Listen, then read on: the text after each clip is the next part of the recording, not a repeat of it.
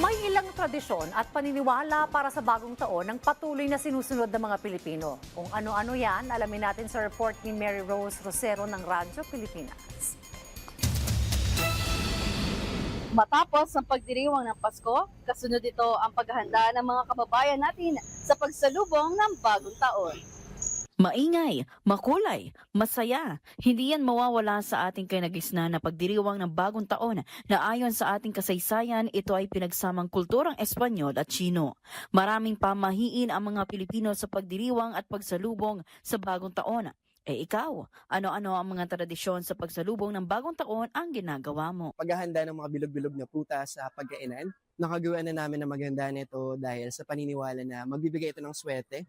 Nariyan din ang paghahanda ng 12 klase ng bilog na prutas na nangangahulugan ng masagana at maunlad na pamumuhay sa loob ng isang taon. Naglalagay ako ng coins sa pocket ko. As a family na may business, so parang we feel and we think, minamanifest din namin na nag-grow yung business namin kapag nagkikip kami ng coins sa mga bulsa namin. Maraming hapag sa lamesa. Maraming lapag, no? Mas maraming lalapag pa the next The year. blessing. The blessing. Yes. Hindi rin mawawala ang pag-iingay, pagpapailaw at pagpapaputok. Maraming kaugalian o paniniwala ang bawat isa sa atin sa pagsalubong ng bagong taon.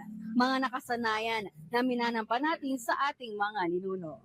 Para sa Integrated State Media, ito si Mary Rose Rosero ng Radyo Pilipinas.